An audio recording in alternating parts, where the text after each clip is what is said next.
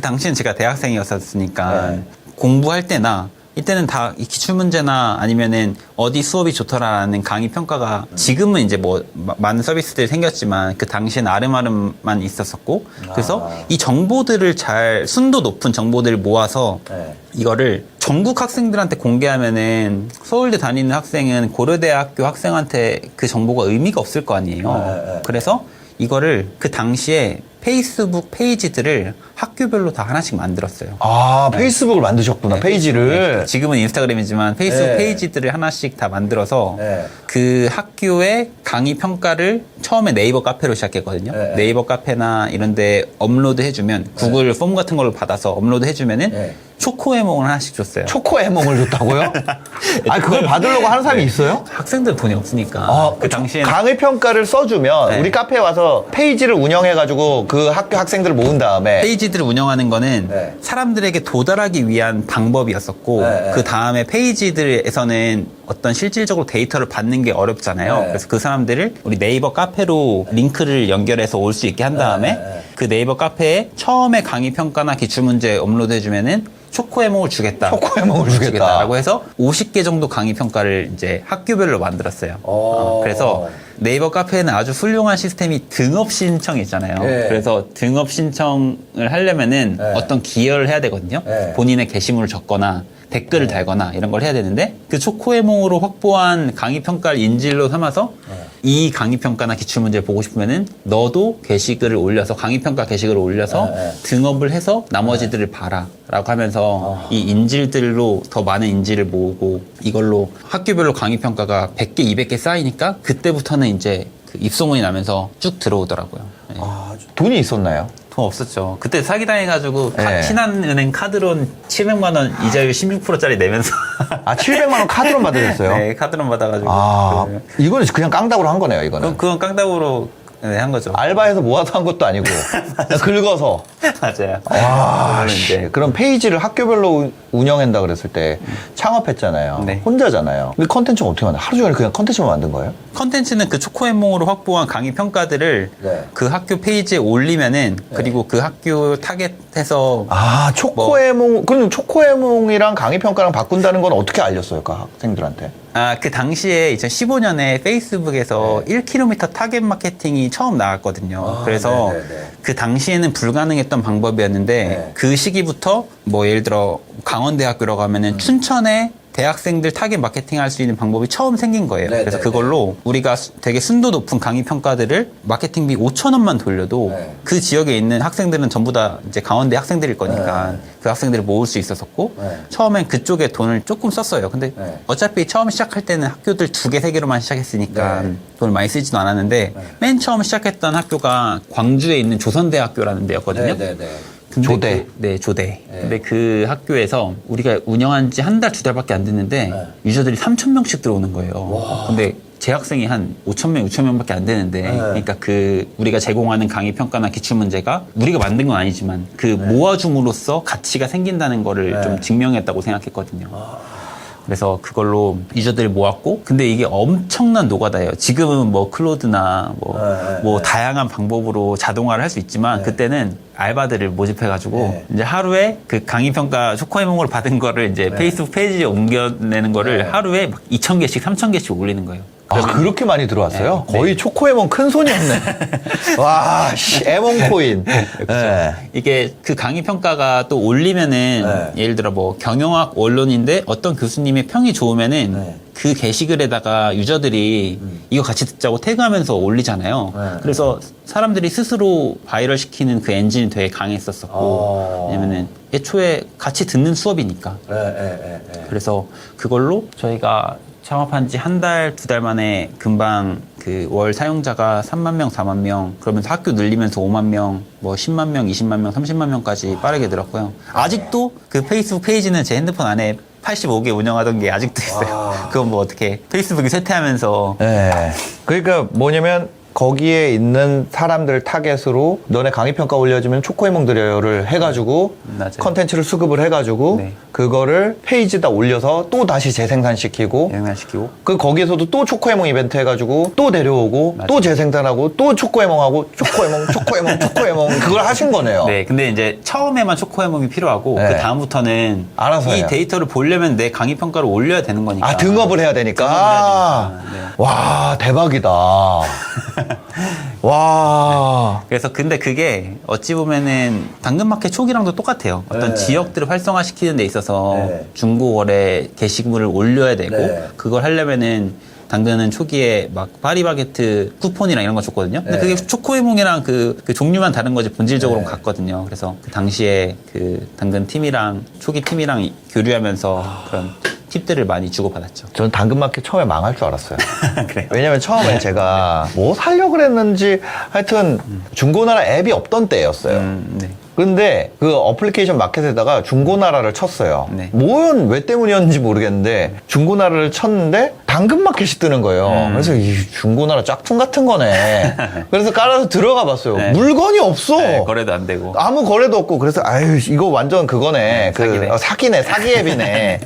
그래서 제가 그 당근마켓에 대한 기억이 그랬는데 그래서 그 다음부터 당근마켓이 떠도 안 보다가 어떤 훗날에 네. 들어갔는데 완전 다른 세상이 돼 있더라고요. 맞아요. 네. 와. 그게 그 플랫폼 비즈니스의 약간 무서운 점이죠. 처음에는 되게 작아 보이고 네. 별 볼 일 없어 보이는데 이게 규모를 얻는 순간 그 바이럴 엔진이 돌면서 유저들을 네. 빨아들이고 또 그게 한 지역에서는 의미가 없는데 네.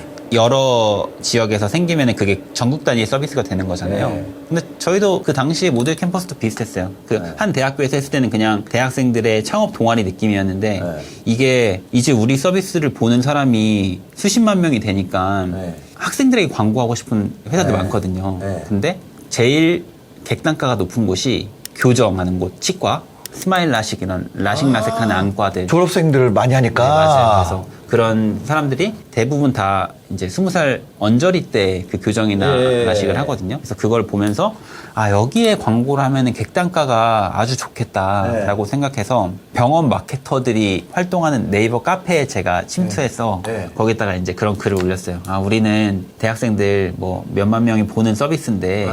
혹시 이런 거는 광고주를 어떻게 구해야 되나요?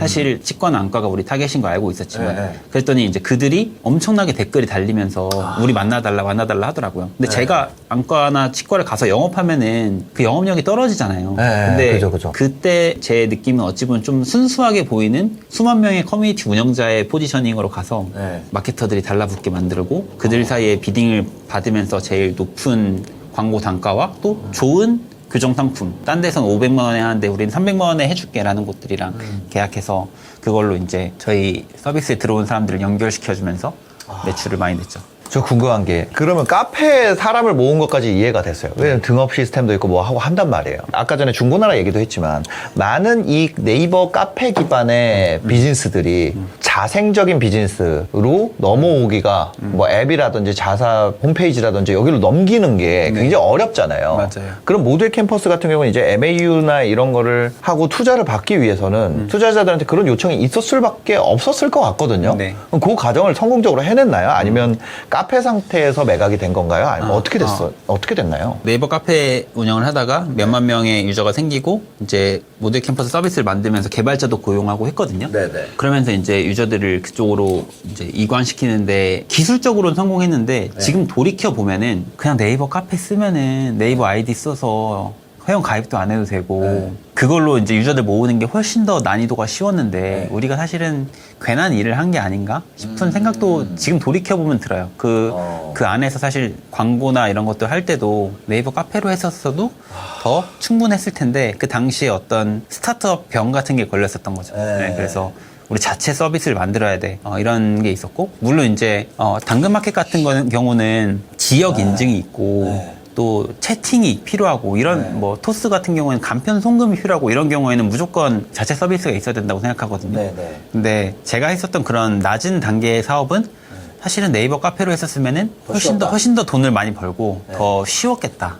싶은 생각은 들어요. 그 인프라를 썼으면. 네, 그 인프라를 썼으면. 왜냐면 아직도 어제도 엊그제도 등업 신청이 들어오거든요. 이게 서비스가 네이버 카페는 무한하게 돌아가니까. 네. 아, 네이버 엄청난 회사네. 아니, 네이버 지금 작살나 있거든요. 작살냈죠. 아니, 네이버는 카페에다가 사업 전환하기 이런 거를 만들어야 돼. 그럼 네이버에서 맞아요. 딱 봐가지고 얘네 수익 구조 괜찮으면 사업으로 바꿔주고 지분도 좀 사고 딱 봐서 괜찮으면 뭔가 그렇게 해가지고 그럼 네이버가 지금 그 카페 기반의 사업을 하는데 월부가 그거잖아요. 맞아요.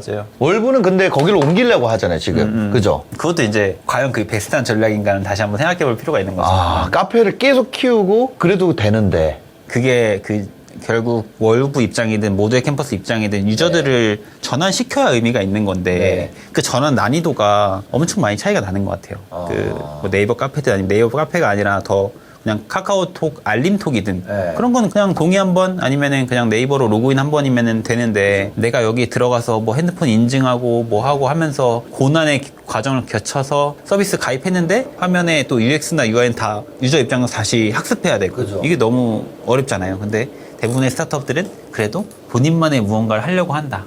저희도 그때 그랬었고. 그 본인만의 무언가가 반드시 필요하다고 생각하세요? 어떻게 생각하세요?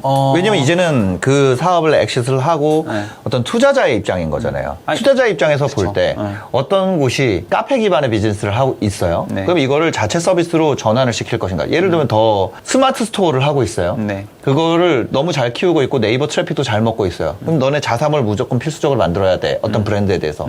그렇게 얘기를 할 것인가? 아니면 카페를 하고 있는 곳에 대해서 너네가 카페랑 유사한 그런 커뮤니티 사이트를 너네가 직접 만들어야 돼.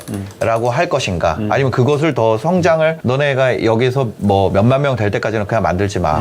근데 이게 커질수록 전환하는 건 더 어려워질 것이고. 맞아요. 그건 언젠가는 전환해야 된다라는 생각이 지금은 아예 없으신 건가요? 어떻게? 근데 예를 들어 목표에 따라 다른 것 같아요. 우리가 유니콘을 만들고 싶다. 아니면은 정말 수천억짜리 회사를 만들고 싶다라고 하면 언젠가는 벗어나야죠. 사실은 그래서 야놀자나 무신사 같은 회사들도 처음에 그 자체 작은 커뮤니티에서 시작했는데 벗어나는데 성공했잖아요. 근데 월에 뭐 한 1억, 2억, 3억 이 정도 수준까지는 그냥 네이버 카페로도 충분히 난이도가 더 쉽게 할 수 있는데 그 정도도 되지 않으면서 월에 뭐 100만 원, 200만 원, 300만 원이면서 그렇게 막대한 노력을 들이는 거는 조금 비효율적인 일일 수도 있겠다 싶은 생각이 들어요. 그 최적의 선택, 그래도 작을 때부터 그러면 카페를 안 이용하면 성장은 아무래도 더 느렸을 거 아니에요. 맞아요. 그죠? 네. 처음부터 개발을 하려고 그러면. 맞아요. 최적의 선택은 뭐라고 생각하세요? 최적의 선택은 좀 지나고 봤을 때는. 그 초기 유저 베이스를 모으는 데는 당연히 기존의 네이버나 카카오나 아니면 다양한 인프라들을 사용해서 유저들 뭐 카페24든 이런 거 모으는 게 이제 중요하고 왜냐면 그걸 해야 쉽게 획득이 되니까 거기서 근데 사업 모델을 검증을 해야 될 거 아니에요. 그게 팔리는지 광고로 매칭이 되는지 그런 것들이 완벽하게 검증되고 우리는 다음 단계 그 진짜 큰 회사로 나가야겠다라는 의사결정이 끝나면 그때 이제 전환하는 게 맞지 않을까 싶은 생각이 듭니다. 우리가 캐시를 벌어들이기 위해서 전환할 필요는 없다. 그죠. 그냥 사람들 개인이 부자가 되는 데 있어서는 충분하죠. 네이버 카페나. 근데 사업을 키우려면 어쩔 수 없이. 키우려면은 왜냐면은 의존도를 줄여야 되는 게 중요하잖아요. 플랫폼에 대한 의존도를. 처음에는 네이버로만 유입이 이루어져도 이후에는 뭐 구글이나 뭐 메타나 이런 데로도 다 유입이 이루어져야 되고 뭐 다양한 뭐 인플루언서든 하려면은 나중에는 이제 벗어나야죠. 아니 그래가지고 콘텐츠가 만드는 플라이휠이 돌아가면서 이제 여기가 굉장히 이제 한 달에 그 광고 수입도 카페 딱 들어가가지고 그거 해가지고 비딩 받아서 했다는 거 아니에요. 맞아요. 그죠? 네. 그러니까 두 개가 돌아가기 시작을 했어요. 네. 그러다 보니까 자체 이제 서비스를 만들고 넘기는 시도를 한 거네요. 네, 그러면 그 여기는. 넘기는 것도 사실 성공을 했고. 아, 그래서 넘기도 아까, 성공했구나. 네, 아까 30만 명 들어온다는 것도 사실 네. 이 서비스였어요. 이 카페는 초기에만 기여를 한 거고. 넘기는 성공을 네, 했고. 그래서 당시에 제가 25살, 뭐 26살 이때였는데 월에 그 정도 매출이 생기고 직원도 2-3명밖에 없었거든요. 그러니까 얼마나 이게 어깨가 올라갔었어요. 올라가죠. 막 뭐 주변에 뭐 의사 친구들, 변호사 친구들 그런 거 왜 하냐. 그때 몇 년도예요? 그때가 이제 2017년? 아, 2017년. 힘들게 공부해서 왜 그 하냐, 이때면은 이제. 그거 페이스북에 명언 갈겨야 되는데. 혹시 명언 쓰셨나요? 아니, 명언 안 아, 명언 안 쓰셨어요? 아, 아깝다. 명언을 썼으면 지금 바로 찾아보라 그래서 내가 그거 올리라 그러려고 그랬는데. 아. 그거 원래 그거 해야 되거든요. 네. 아니면 트위터 하셨습니까? 아, 안 하셨구나. 아, 아쉽다. 이거 원래 있거든요. 아, 맞아요. 그거 되게 원래 써야 되거든요. 스레드를 쓰던 뭐 하던. 그때 스레드 없었으니까. 와, 근데 그거 안 하셨구나. 네. 그러면 그때 2017년에 거기서 그 돈이 그렇게 들어오는데 프라이머에 대한 책을 볼 생각은 어떻게 하셨어요? 근데 그 돈이 들어온 거는 사실 네. 프라이머 투자를 받고 받은 나서 이후에. 그러면서 이제 프라이머 그 파트너들의 주 역할이 네. 그 기업이 클 수 있도록 옆에서 도와주는 역할이에요. 그래서 이미 사업을 여러 번 성공하신 분들이 사실은 제가 지금은 혼자 잘한 것처럼 얘기했지만 네. 이러한 광고 모델은 어떻게 해라, 사업 성장은 어떻게 해라 이러한 제안을 많이 주셨었고 네. 그걸 받으면서 프라이머 합격 당시에는 매출이 뭐 한 100만 원, 200만 원 수준이었는데 아, 그러면서 진짜요? 매출이 한 금방 성장을 했죠. 그러면서 이 매출이 월에 100만 원, 200만 원 수준 상태에서 이제 프라이머에 지원을 했단 말이에요. 지원을 했고, 네. 2016년 뭐 이때 맞아요. 하신 거죠. 네. 야, 그러면 그때 이제 지원했을 때는 앱이 없는 상태에서 지원하신 거예요? 앱을 이제 막 만든 상태에서 막 만든 네이버 상태에서? 카페에서 넘어가는 그 과도기에 지원을 했고요. 그래서 아마 그 투자자들 입장에서도 그냥 네이버 카페만 운영했으면은 네. 그냥 너 혼자 잘 먹고 잘 살아라. 네. 개인 사업자로서 돈 많이 벌겠네. 아. 정도로 끝났을 수도 있어요. 근데 제가 그 당시에는 지금보다 훨씬 더 야망있고 네. 뭐랄까 인생을 바꿔야 돼 약간 이런 시기였었거든요. 네. 그래서 그런 것들도 많이 느껴졌을 거고 그 투자- 인생을 많이 바꾸신 것 같아요. 일단 롤렉스를 사신 거 보니까 인생을 바꾸신 것 같아요. 아니 근데 제가 궁금한 게 네. 그때 당시에 그러니까 프라이머 배치에 대한 거는 여러분들이 지금 배치 시기잖아요. 맞아요. 그래서 이제 고정 댓글에 제가 남겨놓을 테니까 여러분들 중에 그런 제2의 노태준을 꿈꾸시는 분들은 지금 링크에서 자세한 내용을 확인하시면 되고 저는 이제 그게 궁금해요. 그때 당시에 합격이 됐잖아요. 네. 그때 밸류는 얼마였어요? 막 생겨진 앱과 그 카페. 카페는 몇 명이었어요 그때? 그때 카페는 네. 2만 몇천 명이었고 2만 명의 카페와 네, 그리고 네. 그 저희 서비스로 옮겨가고 있는 시기여서 그 서비스에는 뭐 한 5만 명, 6만 명 정도의 네. 이제 유저였었고 그 당시에 밸류에이션이 원래 5억 5천만 원이에요. 아. 5억 5천만 원에 네. 그 5천만 원 투자. 그게 이제 표준 약관이었구나. 조건이었거든요. 네. 근데 저희는 꼴등으로 들어갔어요. 그래서 아. 그 당시에 투자금은 3천만 원 받았었고 3.3억이었나요 그러면? 3.3억보다 조금 높았던 것 같은데 근데 사실 네. 일반적인 스타트업 투자사들에 비해서 좀 많이 낮은 편이긴 했죠. 근데 아. 저는 그 당시에 거기 돈을 받았던 게 진짜 네. 지금 돌이켜보면은 네. 이건 말도 안 되는 운이었다. 왜냐면 그걸로 어찌 보면은 그 권동윤 대표님이랑 네. 그리고 그 당근 대표님이랑 네. 연이 생겨서 네.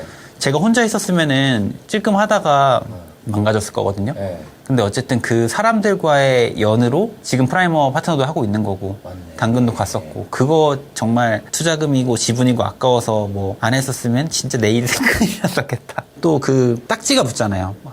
국내 최고의 엑셀러레이터한테 투자를 받았어? 그러면은 이제 어디를 이제 만나려고 해도 더 쉬워지고. 그러니까 약간 제가 봤을 때는 공동 창업자의 역할을 조금 하는 것 같은 느낌이 들어요. 그래서 엑셀러레이터라는 건 더 완전 낮은 단계인가 보네요. 5.5억. 지금은 표준 약관이 10억에 1억. 맞아요. 그죠? 지금은 1억 투자하는 예. 거고요. 포스트가 10억인 건가요? 맞아요. 포스트 포스트 10억으로. 10억이고. 어. 인플레이션 때문에 이제 많이 올랐네요. 2배 정도 오른 거죠. 예, 코로나 덕분에.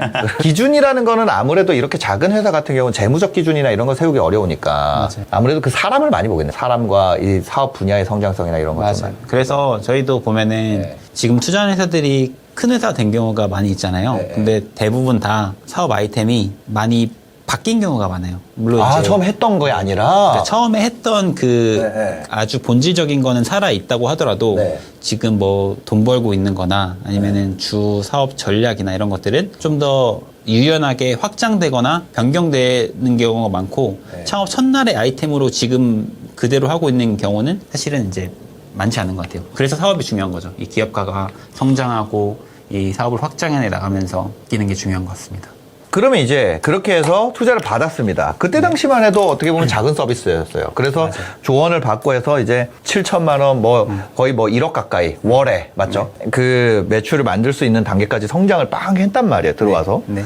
그 과정에서 이제 당근마켓에 네. 인수가 됐는데 네. 당근마켓에서 제 느낌에 모두의 캠퍼스를 인수할 이유가 있었나요? 네. 그거는 어떤 이유 때문에 그랬나요? 일단 인수는 아니었고요. 네. 저희가 그렇게 잘 성장하다가 2018년, 19년부터 페이스북이 무너지기 시작했거든요. 아, 그죠. 근데 아까 말씀드렸던 것처럼 저희는 학교별로 페이지들을 다 만들어서 80 몇 80 개 개를 페이지를. 운영했는데 네. 이제 그걸로 유입이 안 되는 거예요. 유입이 안 되고 있는 사람들은 졸업을 하고 그러면서 매출도 7천만 원, 8천만 원이던 때도 있고 다음 달에 3천만 원일 때도 있고 이러면서 회사는 또 이게 관성에 의해서 조직 규모는 계속 커지고 하잖아요. 그러면서 갑자기 한 번씩 월 적자인 때가 생기면서 그 되게 그 당시에 이제 제가 뭐 27살 뭐 이 정도였으니까 굉장히 큰 뭔가 압박감과 이게 내가 본연의 서비스의 가치를 엄청나게 높이지 않고 그냥 데이터를 많이 확보하고 이런 그냥 전략적인 작은 수단으로 인해서 성장을 하다 보니까 이게 기반이 너무 약하구나. 그래서 제가 항상 그 당근마켓 대표님들한테 가서 조언을 받고 어떻게 훌륭한 서비스를 만드는지에 대해서 더 많이 보고 배워야겠다 싶은 생각이 들었었어요. 그러면서 저와 저희 메인 개발자이던 그분 아직도 당근마켓에 있어요. 지금 7년째 일하고 있는데 그분이랑 같이 옮겼고 그 회사가 매각된 건 아니고 그냥 저희 개인들이 이제 스톡옵션을 받으면서 이제 갔던 거죠. 그러면서 제 마인드는 이번에도 큰 성공 못했지만 진짜 여기서 4년 배워서 다음번에는 유니콘 만든다. 유니콘 만든다. 무조건 어마어마한 기업을 만든다라고 이제 생각을 했거든요.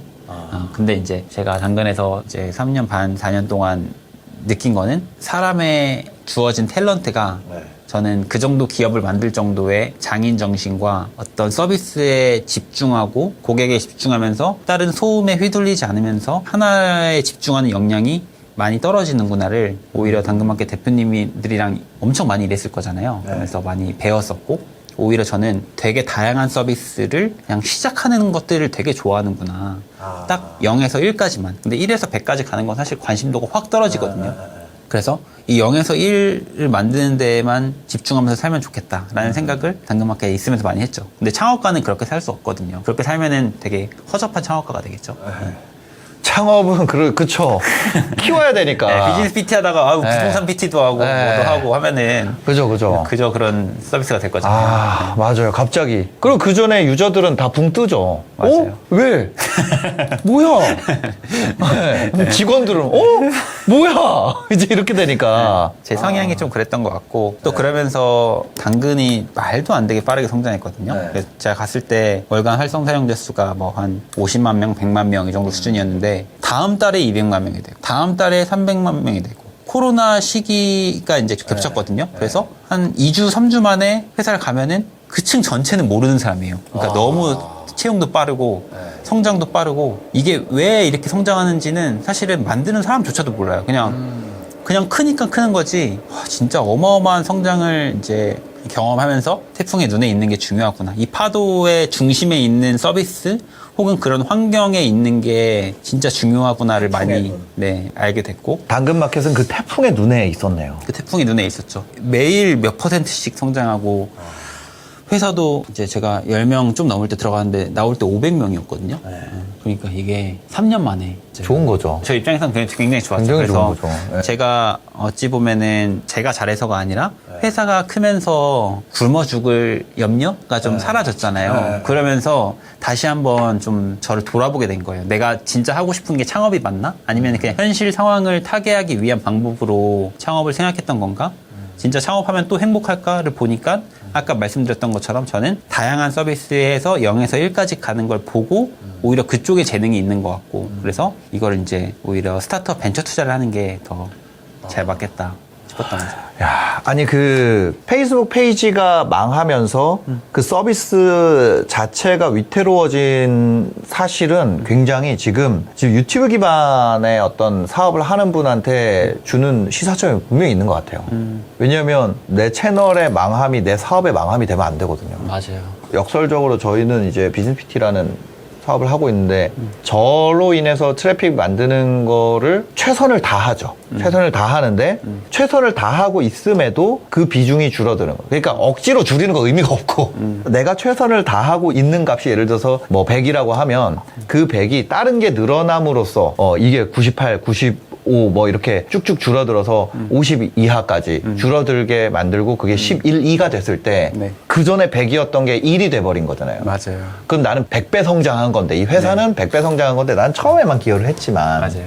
그거를 만들려고 정말 미친 듯이 그 짓을 하고 있거든요. 네. 역설적으로 유튜브에서 벗어나려고 하고 있는 거죠. 유튜브를 여전히 최선을 다하지만 그것을 벗어난 유입을 만들려고 정말 노력을 많이 해요. 그래야 크리에이터가 되니까요. 그죠? 저는 근데 그거에 실패했던 거죠. 페이스북을 벗어나서 다양한 차원에서의 유저들의 유입과 이 흐름을 만들어냈어야 되는데 아니면은 그 서비스 자체의 힘이 너무 커서 당근은 유저들이 하루에 20분, 30분씩 보거든요. 그런 서비스를 만들었어야 되는데 그조차도 실패하고 유입의 다양한 채널을 늘리는 거에도 사실은 실패해서 페이스북의 명운과 우리 사업의 명운이 함께 이제 돼버린 거죠. 근데 유튜브는 영원할 것 같은데요? 아니에요. 페이스북도 영원할 줄 알았어요, 저는. 그렇긴 하죠. 네, 저는 페이스북이 영원할 줄 알았어요. 그때 지금 유튜브 채널들이 거래되는 것처럼 그 페이스북 페이지도 거래가 됐었어요. 근데 한 가지 그런 거는 있는 것 같아요. 우리가 다음에서 원래 옛날에 한메일 썼었거든요. HAN 메일. 네. 근데 온라인 우표제 막 하려고 하면서 메일 유료화 하려고 하다가 다 네이버 메일로 바꿨거든요. 맞아요. 그 사건이 있었잖아요. 네. 페이스북이 유료 도달을 극대화하고 네. 그냥 오가닉을 죽이면서 페이스북 망하는 거를 사람들이 봤잖아요. 맞아요. 너무 다행인 게. 네. 그래서 유튜브에서는 그 선택을 하지 않지 않을까. 그럴 그래도 수도 오가닉을 살려놓지 않을까. 그걸 봤는데.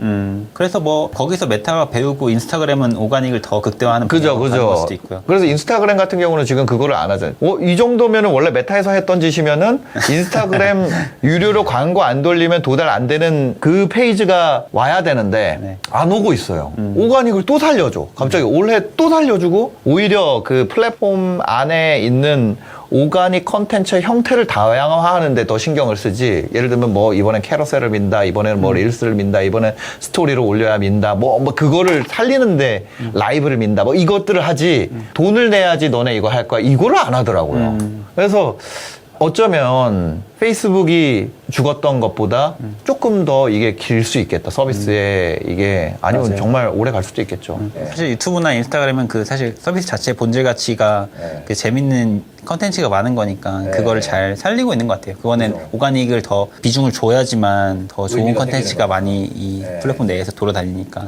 진짜 그 페이스북이 준 교훈이 실리콘밸리에다가 교훈을 줬잖아요. 맞아요. 그 덕분에 먹고 사는 거죠. 저 같은 이제 그 소상공인들이 이제 먹고 사는 건데. 여튼 그렇게 가면서 태풍의 눈이라는 것에 대해서 태풍의 눈이라는 이제 개념을 가져오셨는데 맞아요. 그 태풍 안에 있는 회사를 투자해야겠네요. 네, 태풍의 눈에. 예. 그래서 요즘에 인공지능, 뭐 당연히 이제 다 알죠. 근데 인공지능을 일반적인 이제 사람들이 막 쉽게 만든다거나 그 회사에 제가 당근 들어갔을 때처럼 막 쉽게 갑자기 이제 뭐 오픈 AI나 아니면 뭐 클로드 같은 회사에 들어갈 수 없잖아요. 그래서 이제 다음 태풍은 뭘까 계속 고민해보고 있는 건데 저는 이제 대표님이 하시는 것 같은 그런 크리에이터 영역이 다음 눈 중에 하나일 수 있겠다. 왜냐면은 지금 크고 있는 회사들, 뭐 예를 들어 교육 쪽은 예전에는 뭐 메가스터디가 있었고 이게 있었으면 요즘에 회사들은 채널을 기반으로 압도적인 유저들을 모으고 또 유입 비용도 없이 큰 크리에이터 기반의 채널들이 회사들이 많아지잖아요. 월급쟁이 부자들이든 뭐 비즈니스 PT든 3프로TV도 그렇고 3프로도 뭐 그렇고 미경 선생님도 그렇고 네, 그렇죠. 그리고 교육 쪽에선 그렇고 뷰티 쪽에서도 티르티르 같은 회사들이나 아니면은 지금 막 수천억 단위로 성장하는 회사들도 다 이제 그 크리에이터들이 만들었던 브랜드들이 올리브 인터내셔널도 그쵸. 그렇죠. 그게 이전에는 다 광고비로 써서 매출의 40% 이 정도가 다 광고비로 나가던 회사들이 이제는 광고비가 없이 그 광고비만큼이 이익으로 전환되면서 그 회사의 재무 구조가 너무나 좋아지는 그 시기가 있는 것 같거든요. 유저들의 확보되는 폭발력도 너무 크고 그래서 이제 뭐 교육 아니면 뷰티 아니면은 너무나 많은 산업 영역에서 이 기회가 열리고 있는 것 같다. 아직은 성공된 사례가 몇 개의 산업으로 제한되지만 그쪽에 기회가 열리는 것 같아서 이제 저희가 크리에이터 펀드 만들어서 기업가들이 사업하고 확장하는 데 있어서 투자하고 하는 영역도 열심히 하고 있습니다. 그런 데 많죠. 기우쌤이 만든 헤메코라든지. 거의 요즘 대박이죠. 예, 기우쌤이 만든 헤메코도 있고, 그 다음에 저기, 깡스타일리스트님이 만든 KKST. 거기도 이제 그런 느낌인 거고, 참PD님이 만든 해기득 마켓. 맞아요. 그런 것도 마찬가지고. 이 글로벌로 보면 또 너무 많고, 그래서 제가 어찌 보면은 20대 초중반 때 소프트웨어의 개발도 하나도 못했지만, 거기에 내 인생을 한번 걸어보겠다고 하면서 사실 잘 풀렸거든요. 그래서 요즘 젊은 분들은 어떻게든 나의 팬들을 많이 만들고 크리에이터가 된다는 게 꼭 내 얼굴을 만들 필요 없는 거잖아요. 나의 팬들을 많이 만들고 내가 더 그 팬들에게 높은 가치를 선사할 수 있는 어떤 그런 것들, 그러니까 채널도 상관없이 유튜브든 인스타든 상관없이 만드는 게 지금은 이제 그게 어떻게 성장할지 전혀 예상되지 못하지만 몇 년 후를 보면은 그게 굉장히 큰 좋은 판단이지 않을까 싶은 생각도 하고 있어요. 아니 왜냐면 이사님 스스로가 어떻게 보면은 크리에이티브 이코노미를 하신 거잖아요. 페이스북에서 네. 인플루언서였던 맞아요. 거고 아무도 그걸 잘 기반으로 그죠? 그게 꼭 얼굴을 드러내지 않더라도 내가 컨텐츠 기반으로 그걸 만들 수 있는 거고 저는 이게 예전부터 있었던 것 같아요. 맞아요. 예전부터 계속 있었고 오늘의 집이 크리에이터 이코노미의 어떤 대장 아니에요? 맞아요. 오늘의 집 무신사. 무신사. 그쵸. 다 그죠? 똑같죠. 컨텐츠 기반이잖아요. 무신사도 스타일이에요. 원래 그 무서운 컨텐츠 괴물이었던 힙합퍼를 이기고. 아, 그게 아니 진짜. 오랜만에 듣네. 아니 원래 무신사보다 힙합퍼가 더 잘 나갔어요. 그렇잖아요. 그게 크리에이터 이코노미죠. 맞아요. 네. 수많은 크리에이터 군단들과 그렇게 했던 건데. 그 무신사의 팬 집단들이 네. 그게 약간 시드가 되어서 네. 지금의 이제 무신사가 된 거잖아요. 그죠. 그런 것들이 앞으로는 이게 어떤 산업에까지 펼쳐질지 모르겠지만 되게 좋은 기회인 것 같다고 느껴져요. 확실한 거는 그거를 쿠팡도 활용하고 있다는 거죠. 쿠팡 파트너스라는 것은 굉장히 크리에이터 이코노미적인 성장 전략이고 쿠팡뿐만 아니라 전 세계적으로 그런 어필리에이트 프로그램 굉장히 틱톡 같은 경우는 아예 방향을 다 바꾼 그런 거고 유튜브도 2026년 유튜브를 쇼핑으로 바꾸는 원년 되게 하겠다 뭐 이렇게 공식적으로 발표도 해버렸고 사람들이 이제는 무신사나 쿠팡이나 그런 커머스 업체보다 본인이 팬인 크리에이터를 더 믿으니까 그 플랫폼들이 더 을이 되잖아요. 그러니까 이 내가 가진 영향력을 극대화해서 펼칠 수 있으면은 그게 나중에 엄청 큰 힘이 되는 것 같고 저는 근데 그게 꼭 크리에이터 직업으로서가 아니라 저한테 투자회사 심사역이 되고 싶다는 사람들이 많이 오거든요. 그럼 저는 무슨 이야기를 하냐면은 당신이 이제 스타트업이나 벤처기업들 열심히 분석하고 의미 있는 자료를 만들어서 네이버 블로그나 인스타그램 같은 것들에 계속 아카이빙 시키면서 그걸 보는 사람들이 생기면은 너가 원하는 투자회사 아무리 훌륭한 회사도 다 골라갈 수 있다라고 말하거든요. 그러니까 그게 어떤 직업으로서 크리에이터뿐만 아니라 그냥 취업할 때도 아니면 어떤 내 자신의 그 압도적 힘이 생기는 거잖아요. 그래서 그게 요즘 시대에서는 좀 방향성이지 않을까. 그게 약간 태풍에 지금 봤을 때는 눈 중에 하나다. 눈 중에 하나다. 뭐 물론 우주 산업도 좋고 AI 산업도 좋은데 네. 그건 저희가 바로 할 수 있는 하기가 게 어려워요. 그렇죠? 그 태풍은. 네. 하기가 어렵죠. 그리고 사실은 이제 소프트웨어도 모바일 어플리케이션이 나온 지 이제 16년이 된 거잖아요. 그러면서 요즘에 좀 찾아보면서 인상 깊게 느꼈던 게 우리나라의 큰 모바일 회사들은 전부 다 그 시기에 만들어졌어요. 2009년, 10년에 쿠팡, 카카오 뭐 이런 회사들이 만들어진 거고 그리고 이제 인공지능 시기 초입에 또 이제 오픈 AI 같은 회사들이 만들어진 거고 태풍이 시작되는 그 초반에 어마어마한 플레이어들 혹은 어마어마한 플레이어가 되지 않았다고 하더라도 꽤 성장하는 회사들이 많이 존재하는 것 같거든요. 네. 그게 크리에이터 시장 그리고 지금 AI 뭐 이런 게 이제 막 초입인 것 같아요. 근데 초입이어도 일반 대중들은 그거 이미 끝났어. 그런 사람 많잖아요. 아, 그쵸. 아니, 저 그거 진짜 그게 너무 맞는 말인 게, 챗GPT 있잖아요. 챗GPT는 끝났다고. 그런 사람 진짜 많았어요. 이거는 못 따라와. 인간을 따라올 수가 없어. 그 윌 스미스 스파게티 먹던 시절 얘기하는 거예요. 그때만 해도 그랬는데 지금 이렇게 될 줄 알았으면은 진짜, 와. 그때 뭐 엔비디아 사놓을 걸.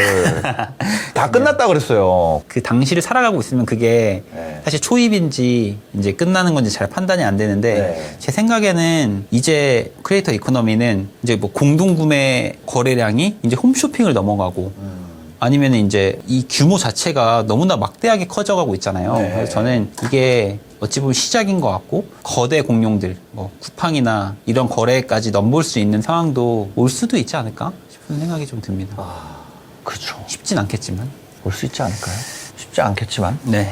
지금 저희가 이제 태풍의 눈을 읽는 방법이 있을까요? 우리가 태풍의 눈에 대해서 읽을 수 있는 방법. 네, 지금 뭐 크리에이터 이코노미를 얘기를 해주셨지만 뭔가 이거는 동남풍이 분다. 이거는 적벽이다. 네.